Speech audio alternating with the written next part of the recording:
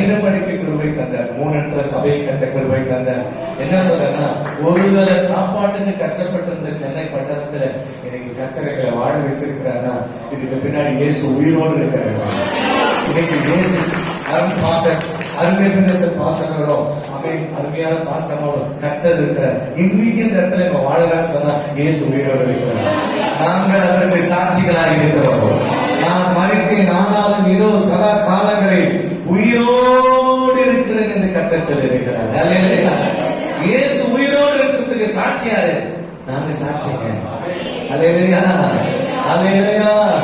அதனால நான் மரித்தேன், ஆனாலும் சதா காலங்களில் கர்த்தர் உயிரோடு இருக்கிறார். இந்த இயேசு நம்புங்க. எங்களை உயர்த்தின ஆண்டவர், எங்களை கனப்படின ஆண்டவர் உங்களையும் கனப்படுவார், உங்களையும் உயர்த்துவார், உங்க பிள்ளைகளையும் உயர்த்துவார். உங்களை வாழாக்காமல் தலையாக்குவார், உங்களை கீழாக்காமல் மேலாக்குவார்.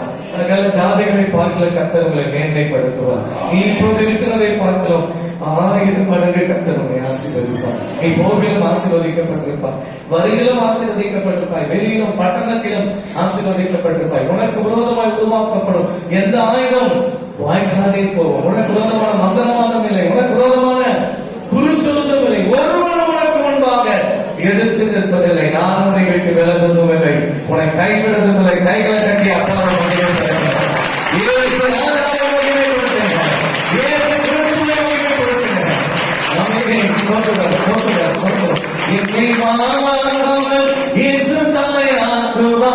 என்னை கீழாக்காமல் இயேசு மேலாக்குவார், என்னை மாறாக்காமல் இயேசு தலையாக்குவார், என்னை கீழாக்காமல் இயேசு மேலாக்குவார்.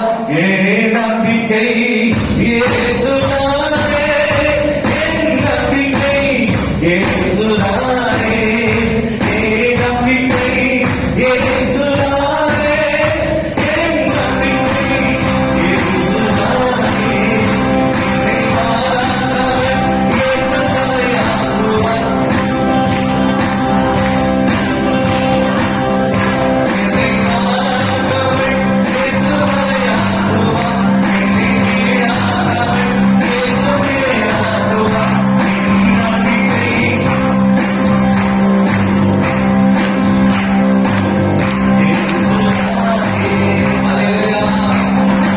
அருமையான கர்த்தருடைய பிள்ளைகளை புரிஞ்சுக்கீங்க. இது சாதாரணமான விஷயம் அல்ல. கர்த்தர் உயிரோடு இருக்கிறார். நான் மரித்தேன், ஆனாலும் சதா காலங்களில் உயிரோடு இருக்கிறேன். அவர் உயிருள்ளவராக இருக்கிறார். அவர் நேற்றும் இன்றும் என்றும் மாறாதவராக இருக்கிறீங்க. சரியான இடத்துல தான் நீங்க வந்து இருக்கிறீங்க. உங்க கையில சரியான இடத்துல கர்த்தர் பைபிளை கொடுத்திருக்கிறார். உங்களுக்கு அபிஷேகத்தை கொடுத்திருக்கிறார். அல்லேலூயா. வல்லமை கொடுத்திருக்கிறார். அல்லேலூயா. நாம நேரம் எங்க போயிடலாம். உனக்காக ஒரு ஸ்தலத்தை நான் ஆயத்தம் பண்ணி இருக்கிறேன். பரலோக வாழ்வை கர்த்தர் கொடுக்கிறேன்.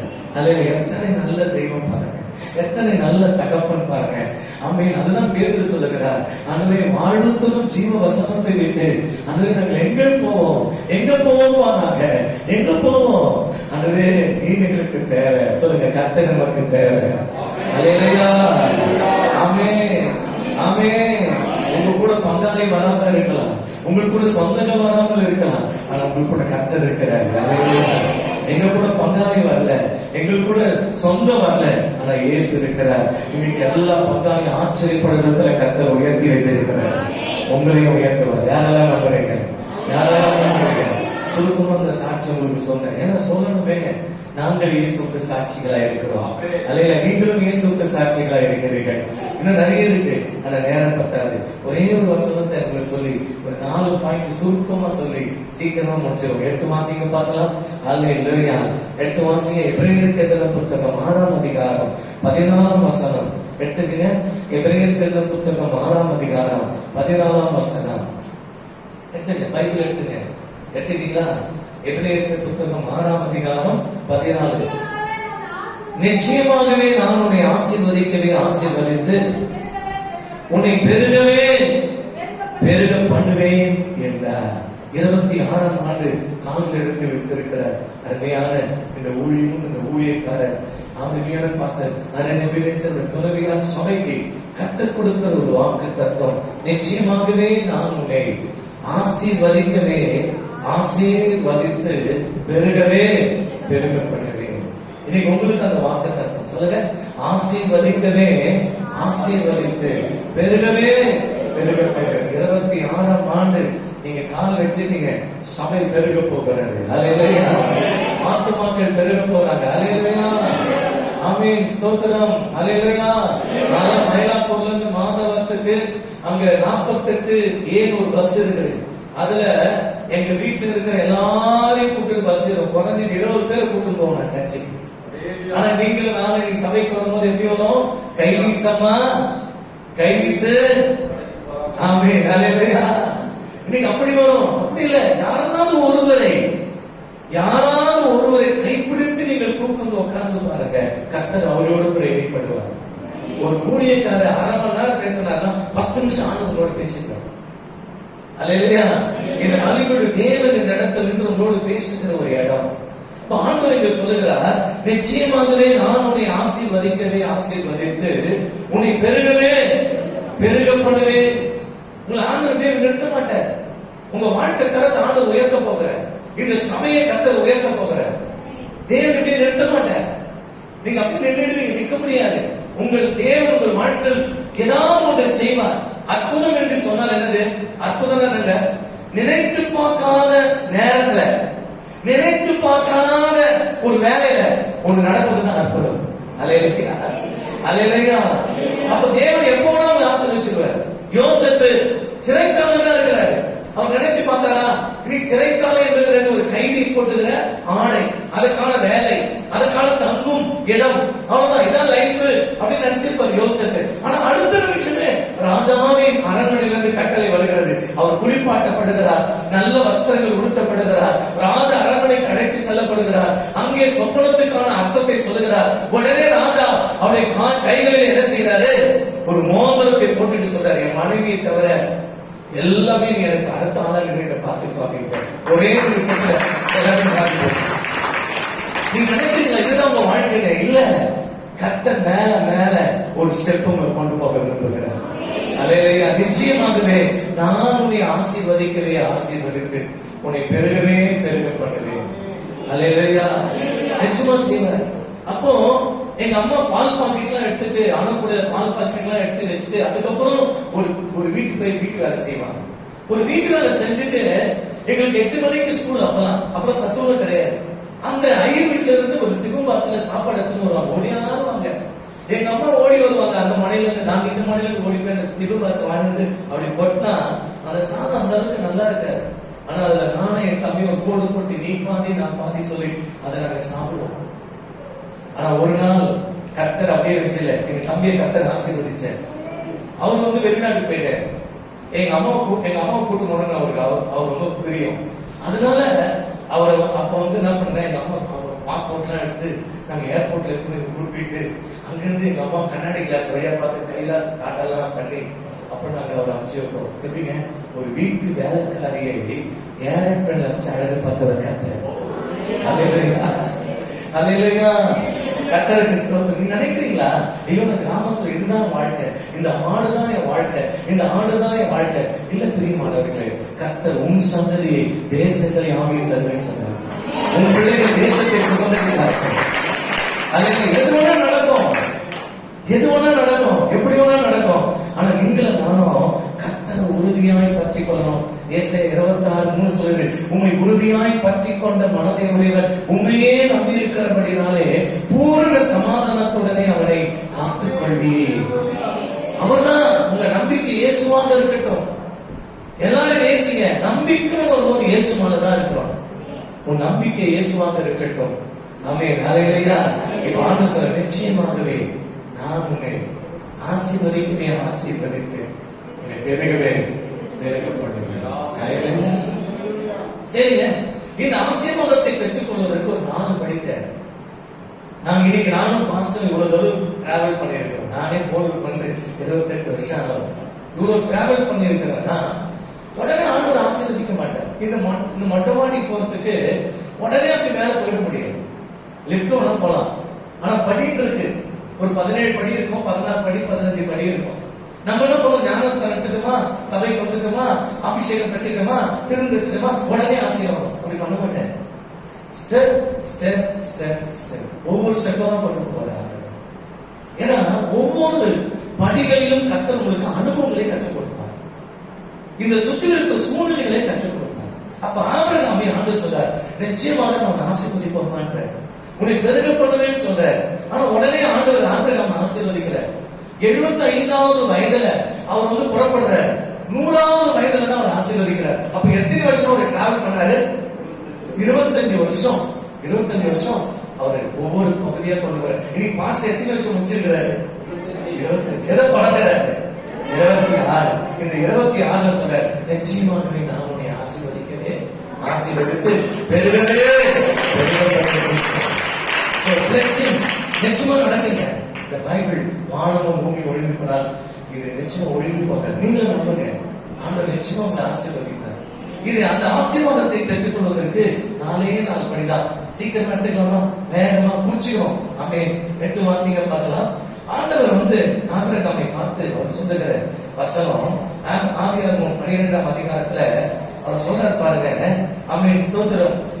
12:1-2 கர்த்தர் ஆபிரகாமை நோக்கி, உன் தேசத்தையும் உன் இனத்தையும் உன் தகப்பன் வீட்டிற்கு புறப்பட்டு நான் உனக்கு காண்பிக்கும் தேசத்துக்கு போ. நான் உன்னை என்ன செய்வார்?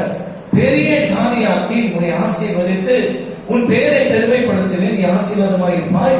உன்னை ஆசீர்வதிக்கிறவர்களை ஆசீர்வதிப்பேன், உன்னை சபிக்கிறவர்களை சபிப்பேன். பூமி வம்சங்கள் எல்லாம் உனக்குள் ஆசீர்வதிக்கப்படும். எத்தனை ஆசீர்வாதம்? 7. சொல்ல, எத்தனை ஆசீர்வாதம்?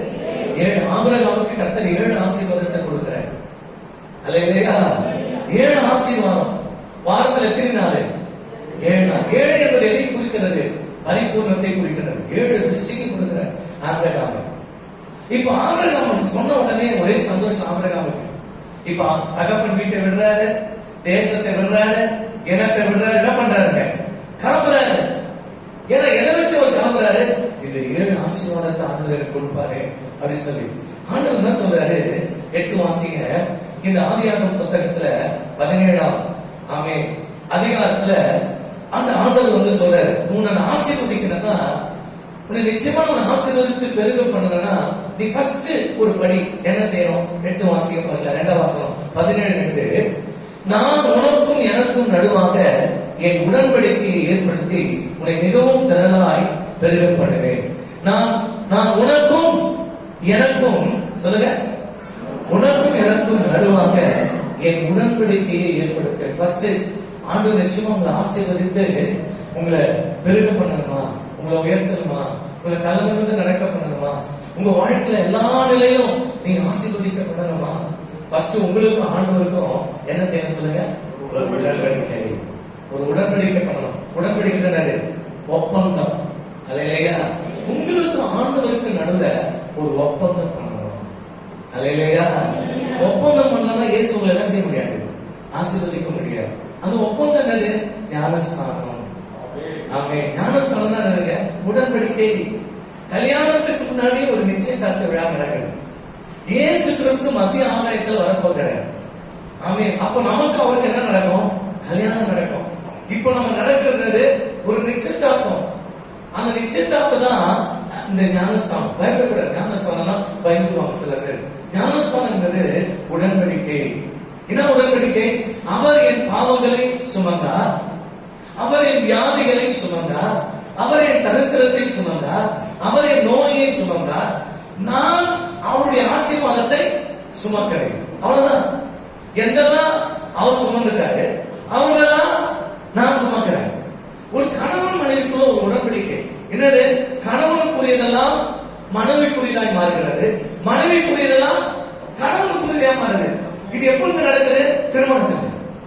இது திருமணம் உறவு வரும்போது என்ன நடக்குது? அந்த அம்மா போட்டு ஒரு 5 சவரமோ யாருக்கு சொல்லுங்க? சொல்லுங்க. மகளிருக்கு காசு வாங்குறீங்களா? 1000 ரூபாய் வாங்குறீங்களா இல்லையா? 1000 ரூபாய் யாரு? உங்களுக்கு அவருக்கு அங்க போகுது.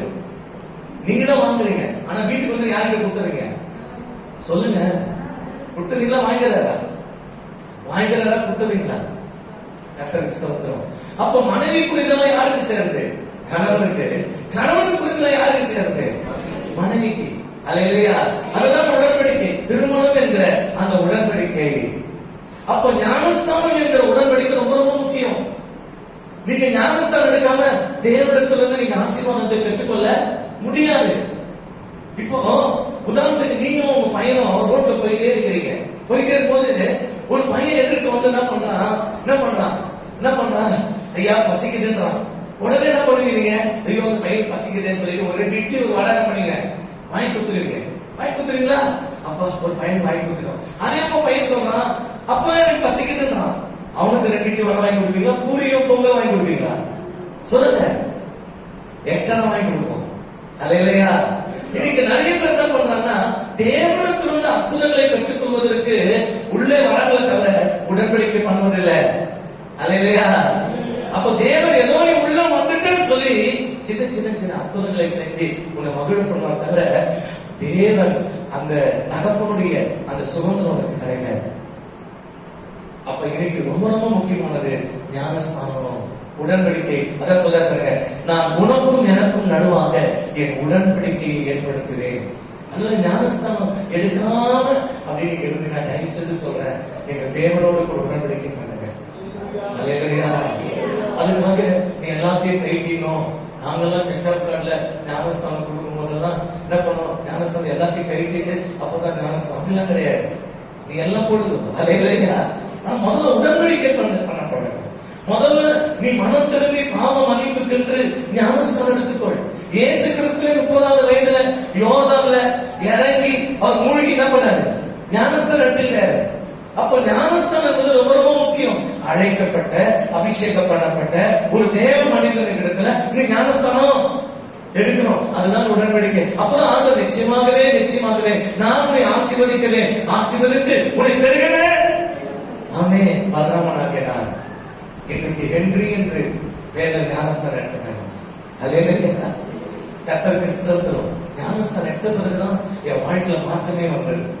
இதுக்கு யாரெல்லாம் ஞானஸ்தானம் எடுக்கல அவங்கள கை தூக்கம் பார்க்கலாம். கர்த்தருக்கு ஸ்தோத்திரம். அல்லேலூயா. இது உண்மையை நான் சொல்றேன்.